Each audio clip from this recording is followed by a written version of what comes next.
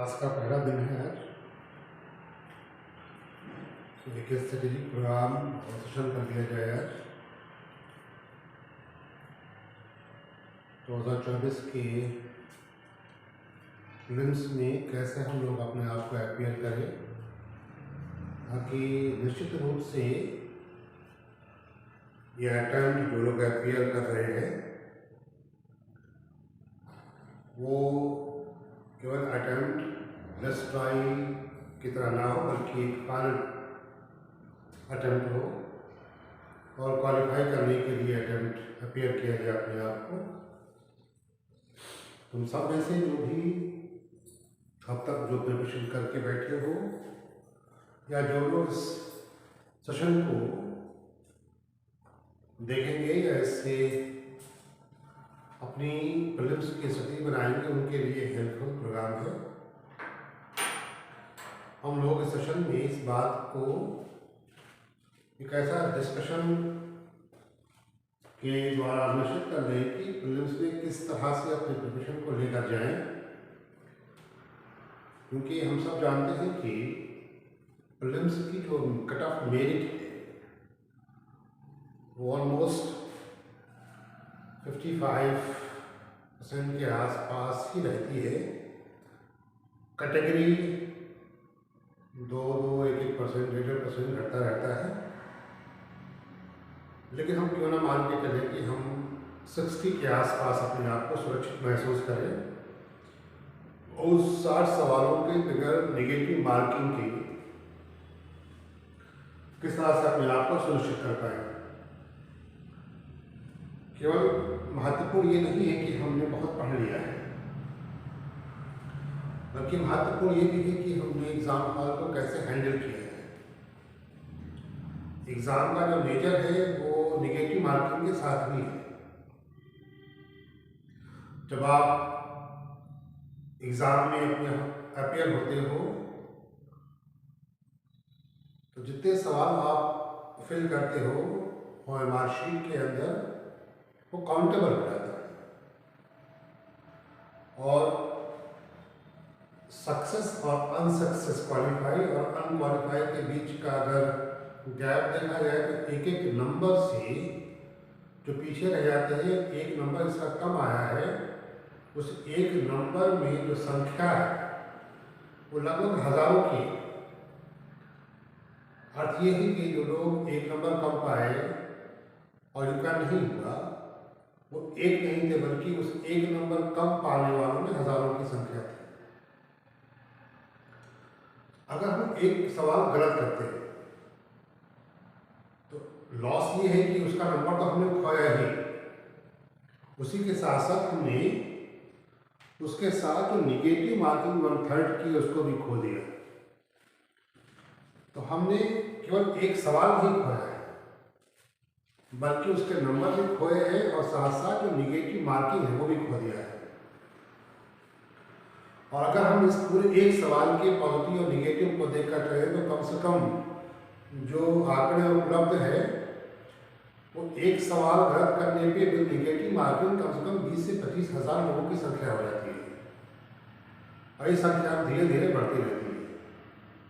जितना आप ऑप्ट करोगे निगेटिव मार्किंग के साथ, उतना आपकी फेलोर होने की प्रोबेबिलिटी बढ़ जाती है। इसलिए ये बात तो बहुत साबित है कि हम 100 सवाल की स्ट्रेटजी नहीं बना सकते, और 100 सवाल पे कोई किसी का हुआ भी नहीं है, किसी का होता भी नहीं है, किसी का आज तक नहीं हुआ। 100 नंबर का सवाल 100 नंबर है। GS के अंदर नंबर ऑफ क्वेश्चन की संख्या 100 है, आप सब जानते हो। तो ऐसी कौन सी स्ट्रेटजी बनाया जाए जिसके बिहार पर अपने आप को सेफ साइड में पॉजिटिव मार्किंग के साथ साथ हम ऑलमोस्ट 60 +2+5 कह सकते हैं उसको, सराउंड अपने आप को कंफर्म मान के चले। इसके लिए बेहतर स्ट्रेटजी ये है कि हम लोग एक बार प्री के सिलेबस को और प्री के साथ साथ जो UPSC के 4 GS के पेपर है उसको भी कंसिडर किया जाए, उसी के साथ अपनी पूरी की पूरी स्ट्रेटजी बनाई जाए, ताकि हम उस नंबर को पा सकें और उस नंबर को पाकर क्वालिफाई कर सकें। प्री का जो सिलेबस है वो सब का सब एक पार्ट बेस का भी है। फर्क इतना है कि डिस्क्रिप्टिव फॉर्म में आ जाता है मेंस और निगेटिव फॉर्म ऑब्जेक्टिव फॉर्म में आ जाता है प्रीलिम्स। लेकिन ऐसा कोई पार्ट नहीं प्रीलिम्स का है जो मेंस के अंदर ना हो। तो हम प्री को कंसाइज करें और साथ साथ मेंस को भी रखें और प्री को कंफर्म करने के लिए एक स्ट्रेटेजिक प्रोग्राम अब से किया जाए ताकि प्रीलिम्स आपका किसी भी तरह से रुक ना पाए, वो अंतिम क्वालिफाई हो। तो हम लोग उसको पेपर वाइज डिस्कस करेंगे और साथ ही यूपी पीसीएस को भी कंसिडर कर लेंगे, क्योंकि अब ऑप्शन हटा है इस साल और 2 नए पेपर्स ऐड हुए हैं। एक तो है यूपी की संस्कृति, उसका कल्चर, और दूसरा है यूपी का इकोनॉमिक सिस्टम, उत्तर प्रदेश की अर्थव्यवस्था और उत्तर प्रदेश की संस्कृति, पेपर 4, 5th एंड 6th के रूप में। तो एक बार हम लोग पहले यूपीएससी को कंसिडर करते हैं, then after that UP PCS को भी समाहित करने का प्रयास करेंगे। पेपर वाइज समझते हैं। यूपीएससी के पेपर 1 का जो स्ट्रक्चर है, कमीशन ने उसका जो स्ट्रक्चर जो ढांचा है उसको 3 महत्वपूर्ण विषयों के आधार पर तैयार किया है, तो बड़े महत्वपूर्ण भी है। पहला सीक्वेंस इसका है या उसी का हिस्सा ही कह सकते हैं, वह है भारतीय इतिहास।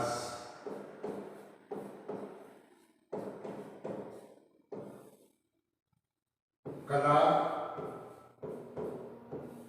एवं संस्कृति।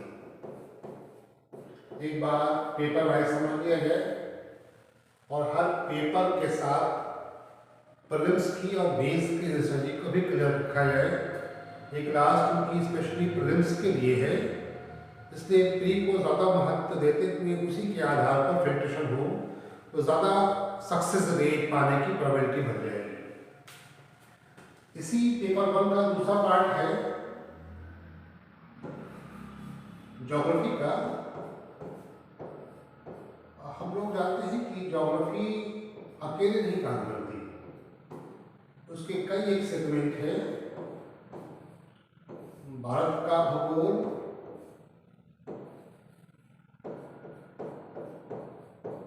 साथ साथ विश्व का भूगोल,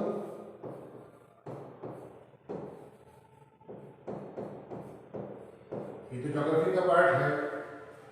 लेकिन पेपर 3 का भी एक हिस्सा है जो ज्योग्राफी को ही आसपास रहता है।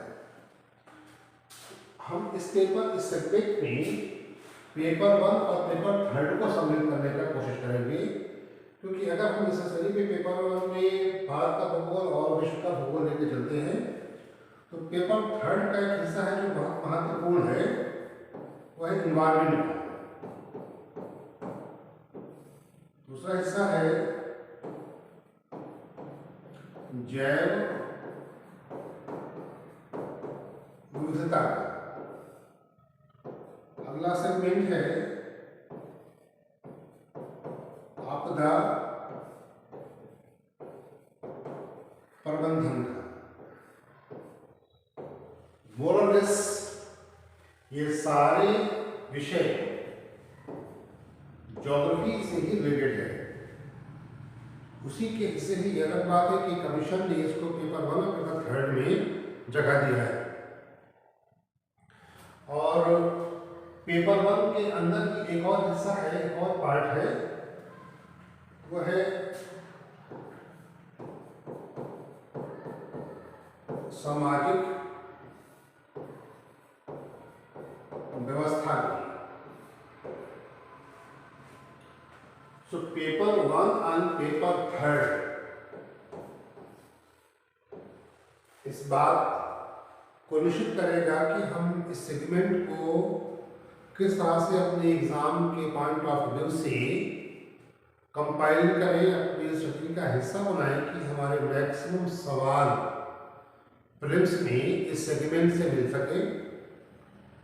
क्योंकि कहने के लिए एक लाइन की ड्राइंग है, लेकिन ये बात भी अपने आप में स्पष्ट है कि एक वास्ट सिलेबस हो गया। एक एक करके इसको डिस्कस करने का प्रयास किया जाए और देखा जाए कि क्या यूपीएससी इस ढांचे पर किस सेक्शन से या किस भाग से किस तरह के सवाल अधिकांशता पूछता है और हमारा फोकस पढ़ाई लिखाई का किस सेगमेंट पे अधिक। एक एक करके करते हैं। इसी पेपर और पेपर थर्ड के आधार पर प्रीलिम्स के सभी पहले बनाते हैं, फिर पेपर 2, पेपर थर्ड और पेपर फोर्थ पर आते हैं। और अगर ये सेशन लोगों ने बारीकी से समझा और अभी समय है, अगर उसको अप्लाई भी किया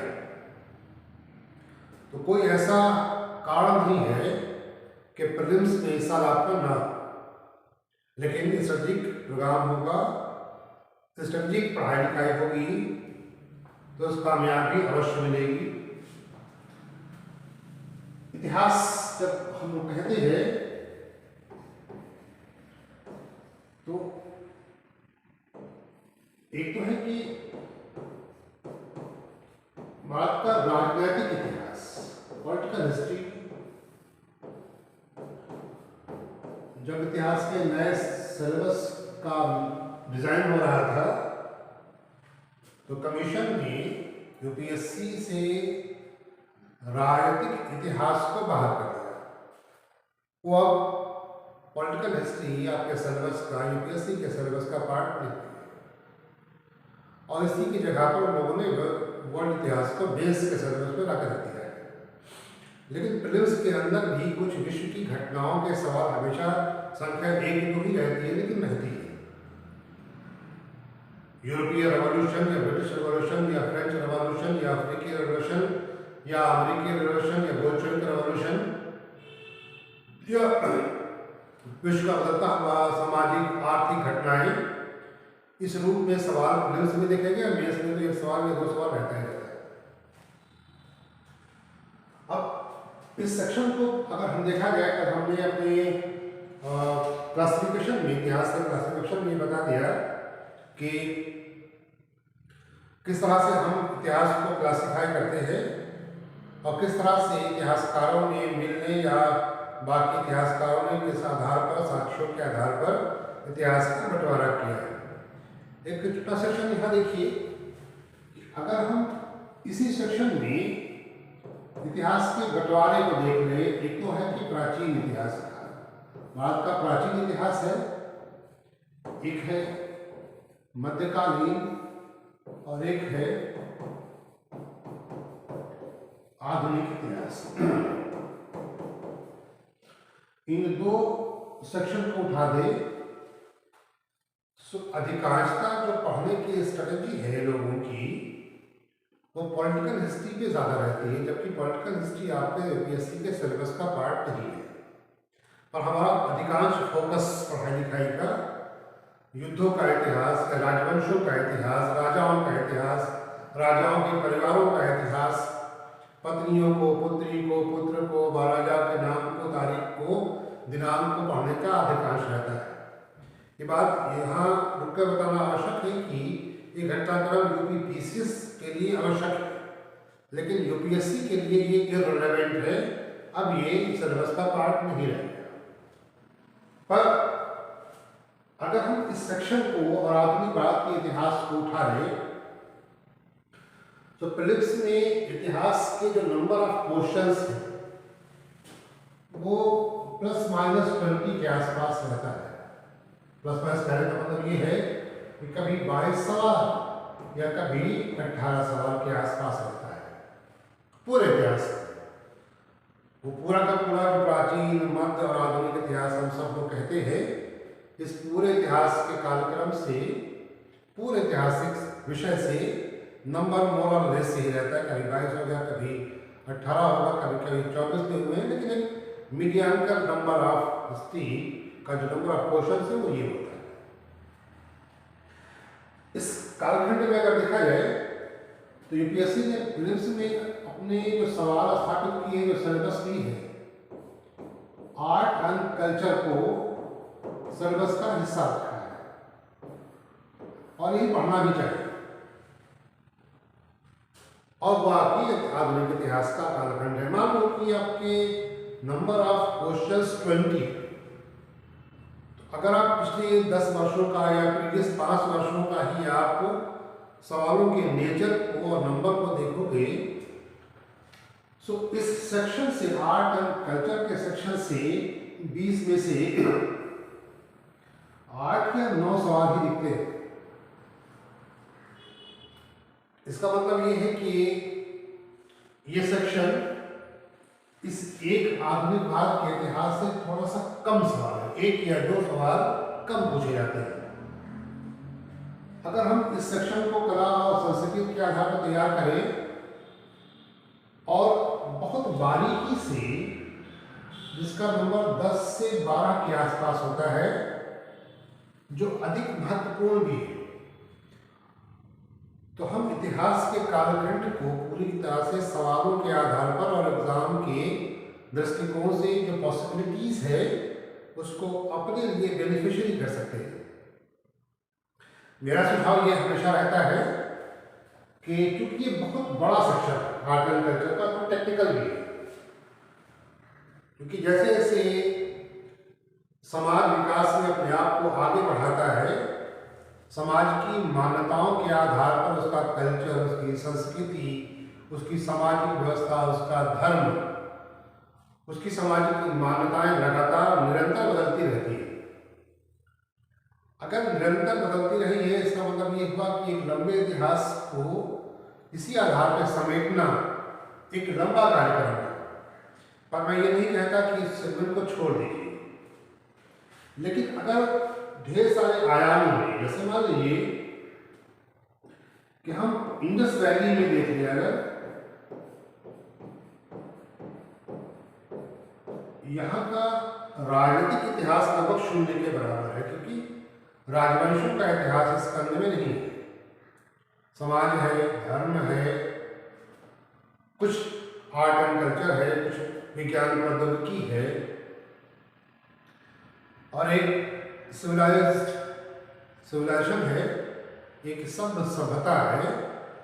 अपनी अर्थव्यवस्था के आधार पर, अपनी सामाजिक व्यवस्था के आधार पर, अपनी धार्मिक मान्यताओं के आधार पर और अपनी नगर योजना के आधार पर सभ्यताएं जानी गई है।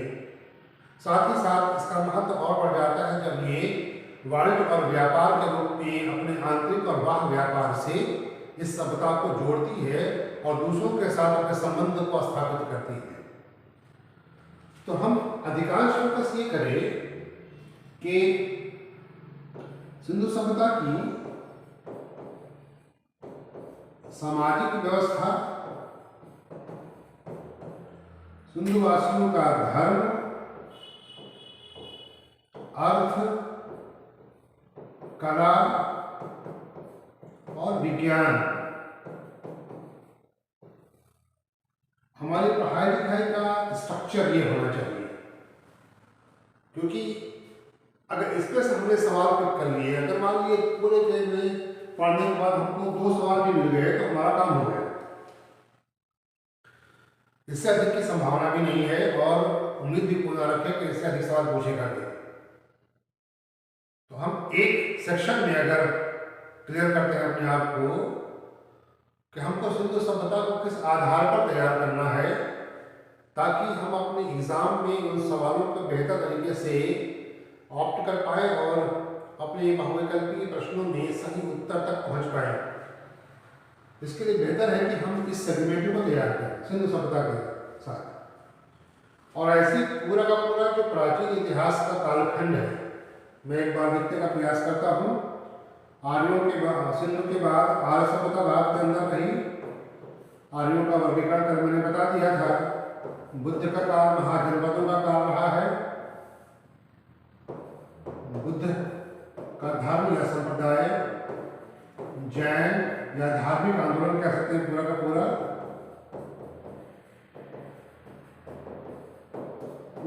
धार्मिक आंदोलन कह सकते हैं।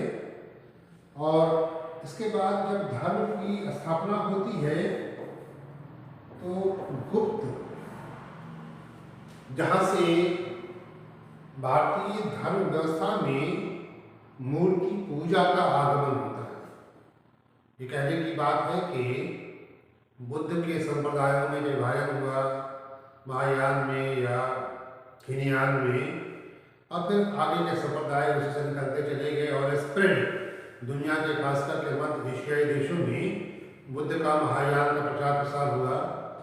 लेकिन हमको करना क्या होगा अपने स्टडी के अंदर कि बुद्ध के साहित्य को, बुद्ध के उपदेशों को और बुद्ध धर्म के फैलाव को और बुद्ध धर्म से जुड़े हुए व्यक्तित्व को हमको समेटना। मैं यहाँ क्लियर करके चलूँ कि बुद्ध और धार्मिक संप्रदाय कैसे क्लियर होगा, हमको एक एक खंड को देखना होगा।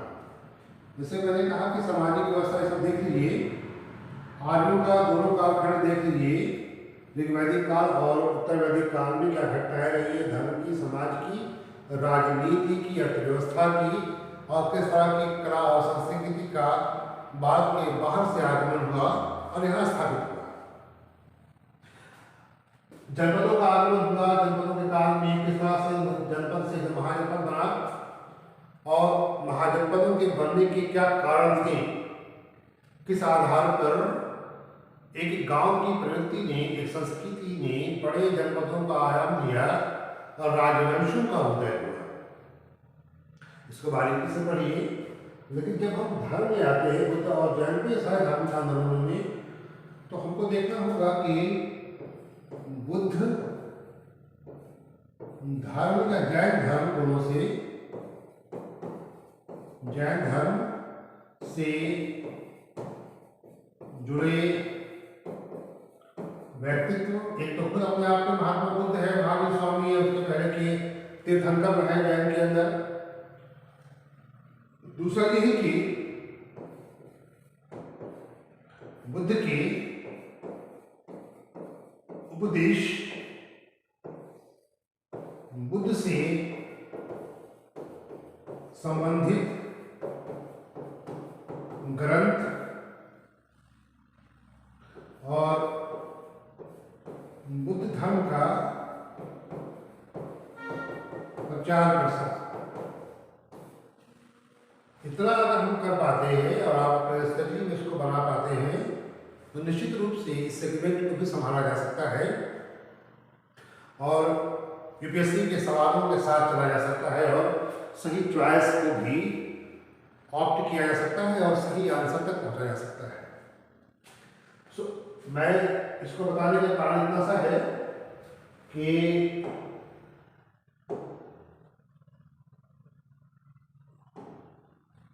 इसको बताने का कारण ये है कि आप प्राचीन भारत और मध्यकालीन भारतीय इतिहास के कालखंड को सांस्कृतिक आधार पर, सामाजिक,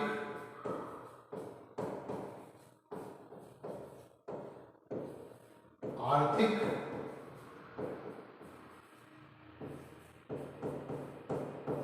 वाणिज्यिक, इसी के साथ जोड़ लेते हैं व्यापारिक, धर्म एवं धर्म की मान्यताएं और समाज का बदलता हुआ स्वरूप, और इसके बीच से जो कला उत्पन्न होती है,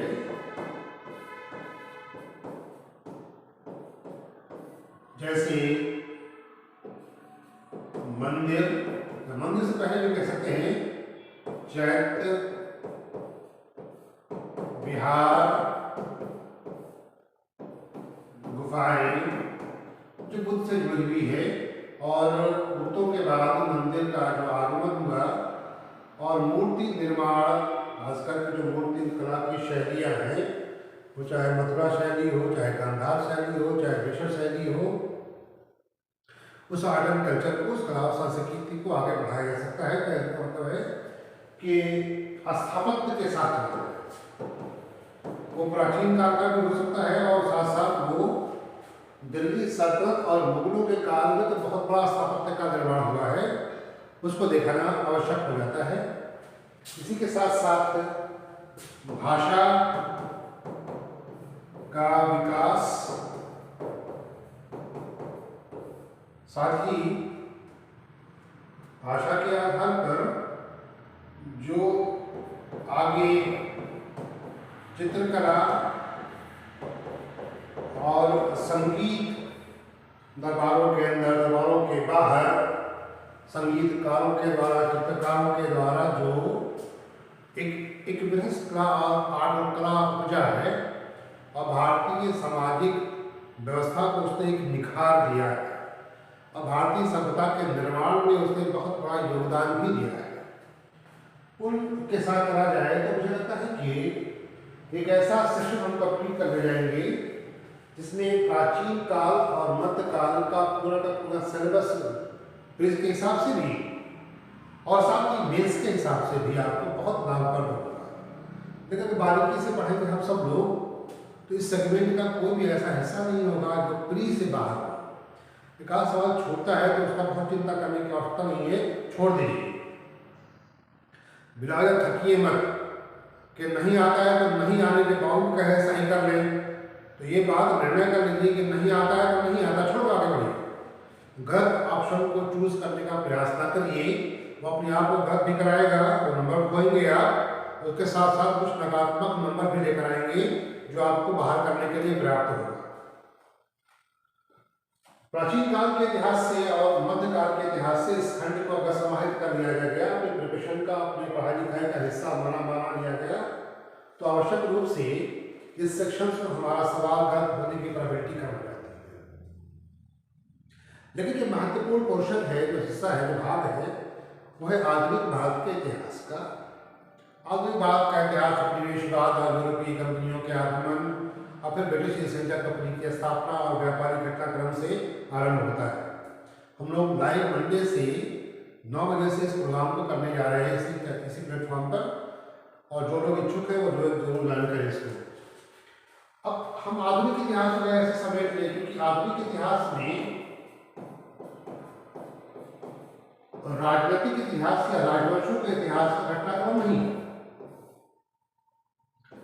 ये ब्रिटिश उपनिवेशवाद से आरंभ होता है और हम लोग मंडे से इसी चैप्टर से क्लास को आरंभ करेंगे।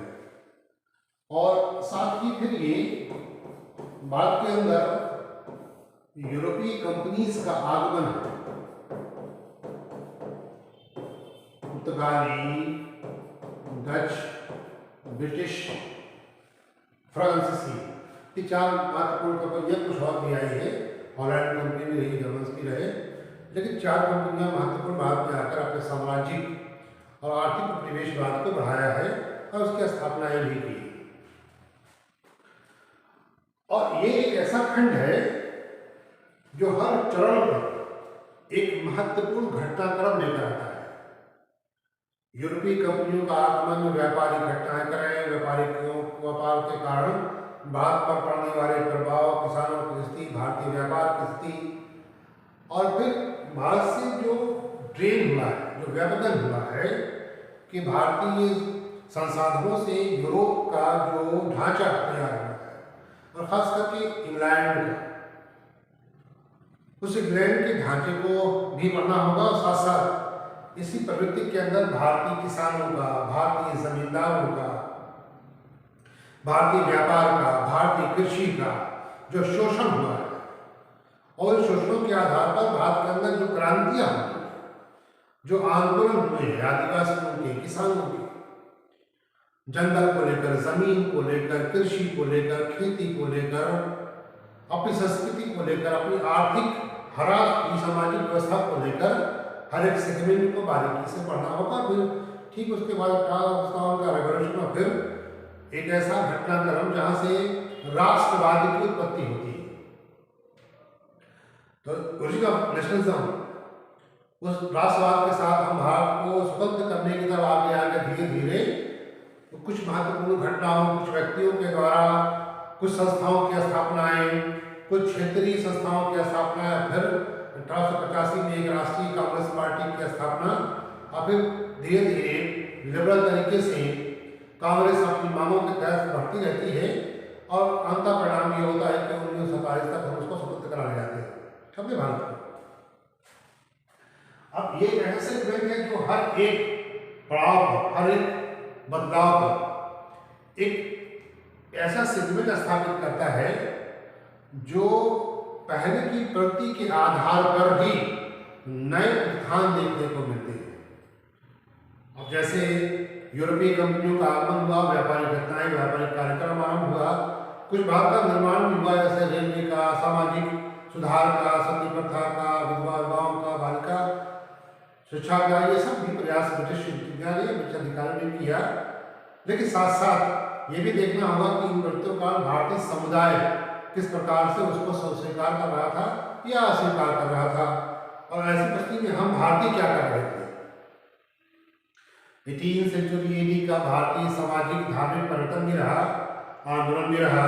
उसमें महत्वपूर्ण व्यक्तित्वों ने कुछ संस्थागत सामाजिक मुद्दाओं के साथ साथ उस सत्ता का, उस नीति का विरोध भी किया है।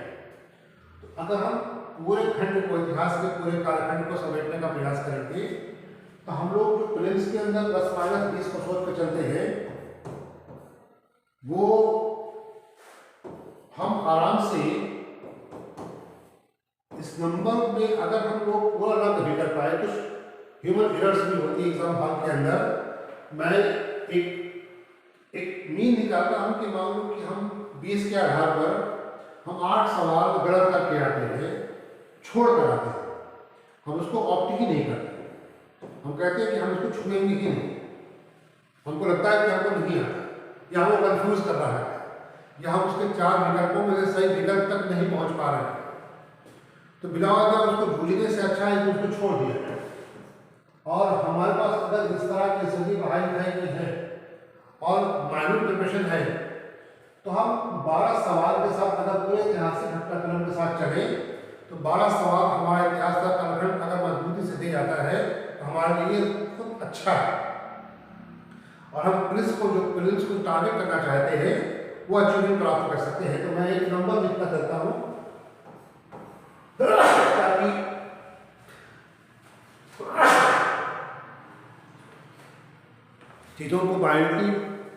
चीज़ों को नंबर तक पहुंचाया जा सके जो नंबर हमको रिक्वायर्ड है।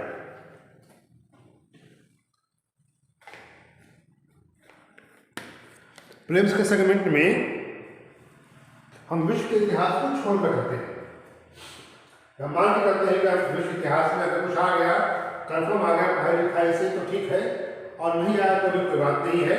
हम अंतिम रूप से इस 12 सवालों पर इतिहास के पूरे कालखंड से, पूरे सेक्शन से अपने आप को निर्भर करते हैं और प्रयास करते हैं कि हम मिनिमम मैक्सिमम इससे कम ना, तो हम अप्रोच कर सकते हैं प्रीलिम्स के पूरे हिस्से को, पूरे के पूरे सेगमेंट को क्वालिफाई करने के लिए लेकर बढ़ सकते हैं।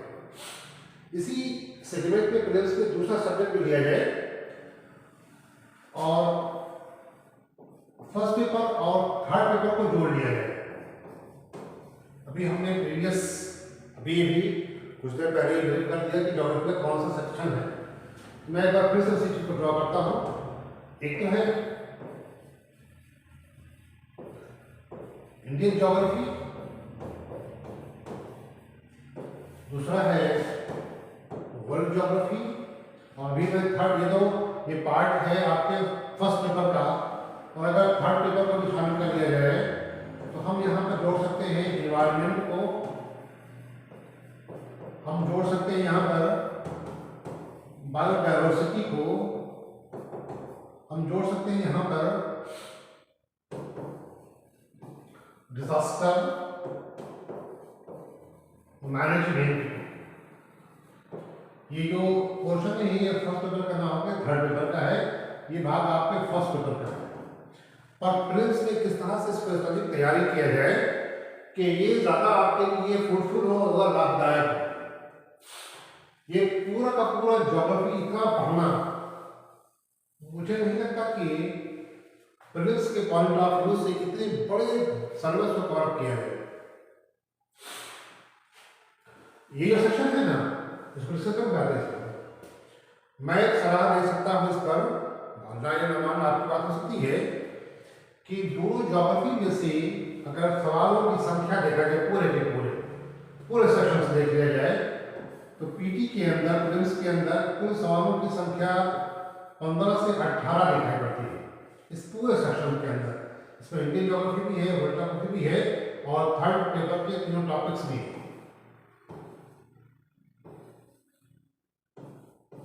नंबर ऑफ क्वेश्चंस मोर और लेस ये है, तो प्लस माइनस 2 कर सकते हैं यहाँ पर भी। तो मान के चले कि हमको 15 या 16 सवाल लगभग हमारे पास है इस पूरे सेक्शन के अंदर। अगर मान लो कि 16 सवाल आपके एग्जाम के अंदर प्रीलिम्स के अंदर है, तो Indian geography and world geography को अगर पूरा मिला दिया जाए तो पीटी के अंदर नंबर ऑफ क्वेश्चंस लगभग 8 या 9 के आसपास दिखाई पड़ती है। ये सेक्शन 50% का बंटवारा कर देता है और थर्ड पेपर के टॉपिक्स से भी लगभग यही नंबर है, कभी 8, कभी 9 और कभी 10। अपनी प्रिपरेशन की स्टडी के अंदर ये एक थ्योरेटिकल सब्जेक्ट है। मैं ये कहता हूं कि हम 100% क्यों कर रहे हैं, इस इंडियन ज्योग्राफी को अगर पढ़ने में दोनों में से जो आपको इंटरेस्ट करता है, मैं एक ऑप्शन रखता हूं हमेशा कि इंडियन ज्योग्राफी या वर्ल्ड ज्योग्राफी में से जो आपको इंटरेस्ट करता हो उसको ऑप्ट करिए। लेकिन सजेशन ये हो सकता है कि इंडियन ज्योग्राफी पढ़ने का एक बेनिफिट ये है कि बहुत से आपको आर्थिक आंकड़े मिल जाते हैं। तो जो आपको अर्थव्यवस्था का पार्ट है, एक आध 2 सवाल वहां पर भी आपको सॉल्व करके मिल जाता है। तो एक पढ़ाई से 2 चीजें तैयार की जा सकती है। वैसे ही आपकी चॉइस हो सकती है जिसमें आपका अधिक इंटरेस्ट हो, इंडियन ज्योग्राफी में या वर्ल्ड ज्योग्राफी में से इस सेक्शन में से किसी एक को पूरा पढ़ा कंप्लीट, ऐसा कुछ भी ना हो जो आप छोड़ रहे हो। और एक सेक्शन मान लो कि आपने पढ़ लिया और इसको आप सेगमेंटेड पढ़ना चाहते हो, उसका कुछ सेक्शन पढ़ना चाहते हो, तो दोनों में से जिसको भी आप ऑप्ट कर रहे हो उसमें से कम 3 से 4 अच्छे टॉपिक उठा लीजिए और उसको पूरा पढ़ा लिया अच्छे से। तो एक सेक्शन आपका तैयार हो जाएगा जो लगभग 5 से 6 सवाल आपको पूरा कर देगा। ये जो पोर्शन है ये डेटाबेस ज्यादा है। हम लोग जब पर्यावरण पढ़ते हैं ना, तो मैंने अधिकांशतः ये देखा है कि लोग प्रदूषण पढ़ते हैं, पॉल्यूशन को देखते हैं, air pollution, soil pollution, water pollution, इस तरह के सेगमेंट में ज्यादा रहते हैं।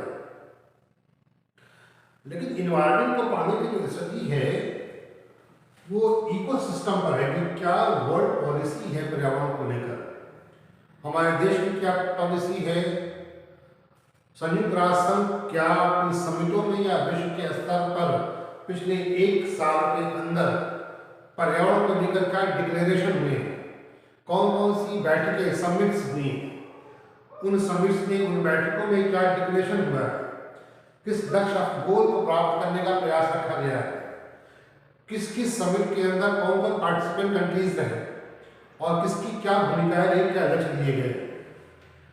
फिर हमारे देश की जो नीतियां हैं पर्यावरण को लेकर, जंगल को लेकर, वन को लेकर, उस पर हम जाए अगर तो इस इन्वायरमेंट के सेक्शन के अधिकांश सवालों को पिक किया जा सकता है।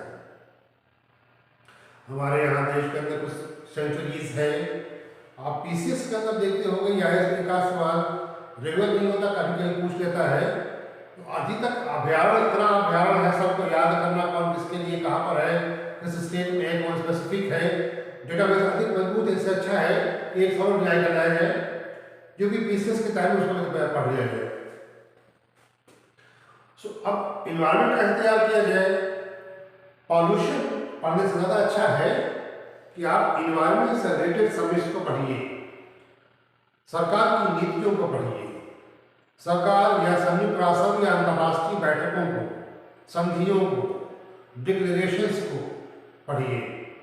उस पर जो डेटा निकलता है डेटा को याद करिए, क्योंकि सवाल का नेचर बिल्कुल उसी पे बेस होता है।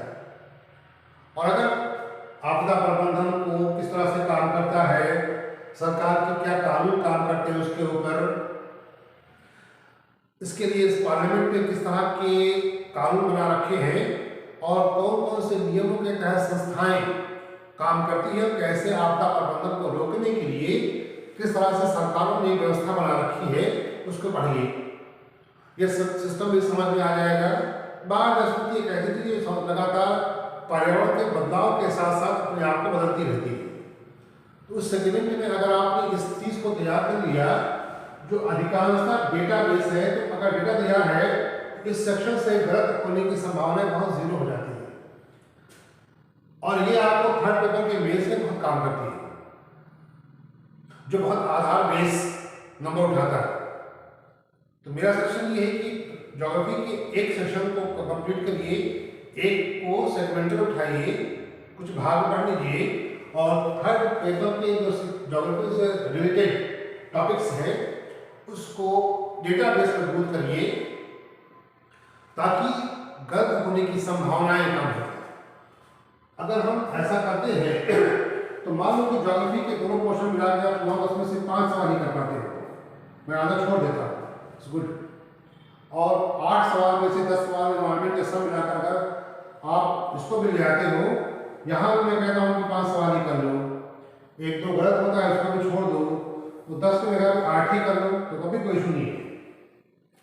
तो हम 12 में अगर 8 जोड़ के चलेंगे तो प्रिलिम्स की तरफ धीरे धीरे बगैर गलती किए पॉजिटिविटी में बढ़ते रहेंगे, और ये हमारे लिए बहुत क्वालिफाई करने के लिए बेनिफिशियरी होगा, बहुत अधिक लाभदायक होगा। फर्स्ट पेपर के अंदर एक और हिस्सा है सामाजिक व्यवस्था, सोशल सिस्टम का,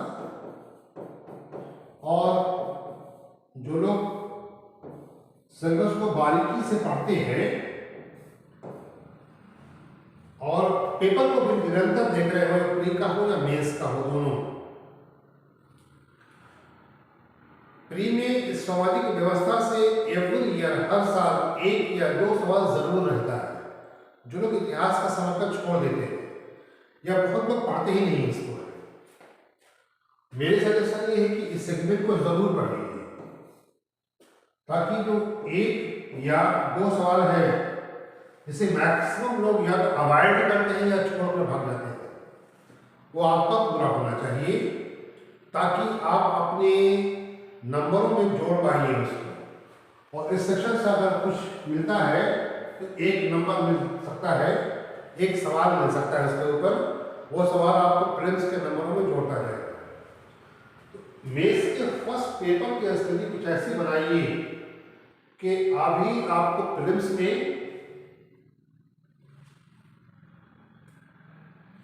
और मेंस में दोनों एक साथ फायदा दे, ताकि आप इस सेक्शन से लाभ उठा सकते हैं।